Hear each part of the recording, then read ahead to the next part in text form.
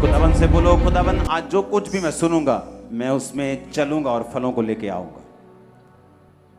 ऊंची आवाज से मांगो कि दुष्ट आत्मा कहां से आया, उसकी उत्पत्ति कहां से हुई, कब वो धरती के ऊपर गिराया गया और आज वो क्यों काम करता है, उसने क्यों आदम और हवा को गिराया और आज भी वो क्यों लोगों की जिंदगियों में काम करता है।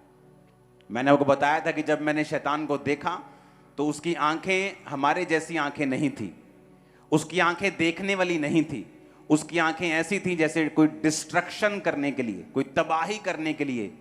अगर तबाही का नाम, किसी को तबाही नाम देना हो तो वो शैतान है इस दुनिया के ऊपर, क्योंकि उसकी आंखें टोटल तबाही और टोटल डिस्ट्रक्शन चाहती हैं जब वो एक विश्वासी की लाइफ को देखती हैं।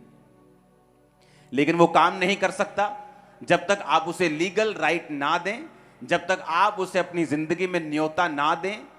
निर्गमन 23 उसकी 13 आयत, जो कुछ मैंने तुमसे कहा है उसमें सावधान रहना, दूसरे देवताओं के नाम की चर्चा भी ना करना, वे तुम्हारे मुंह से सुनाई भी ना दें।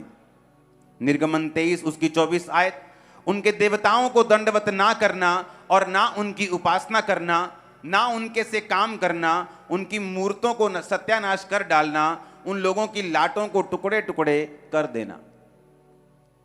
बाइबल कहती है परमेश्वर ने जब गिदोन को चुना तो परमेश्वर ने कहा नाम लेकर, हे शूरवीर सूरमा, यहोवा तेरे संग है। और उससे कहा कि तू फलिश्तियों को बचाएगा, फलिश्तियों से इजराइलियों को बचाएगा। और इजराइलियों के बीज को फलिश्ती खत्म कर देते थे। जब शैतान अटैक करता है वो बीज पे करता है, संतान पे करता है,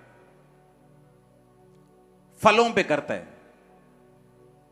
और बाइबल कहती है जब उसको मालूम हुआ कि यहोवा मेरे द्वारा इजराइलियों को छुड़ाएगा, तो बाइबल कहती है उसने एक मूर्ति जो उसके घर के पास लगी थी उसको सत्यानाश कर दिया और लोग उसके खिलाफ हो गए। तो उसका पिता आकर कहता कि अगर ये मूर्ति जीवित परमेश्वर की है तो अपना बदला खुद ले लेगी, क्योंकि गिदोन को यह चीज मालूम थी कि जब तक इस शैतान के कांटेक्ट पॉइंट को मैं खत्म नहीं करूंगा तब तक मेरा घराना, चाहे मेरे घराने के ऊपर परमेश्वर की प्रोफेसी है, चाहे परमेश्वर की भविष्यवाणी है, ये काम नहीं करेगी जब तक मैं शैतान के कांटेक्ट पॉइंट को अपनी लाइफ से खत्म नहीं करूंगा।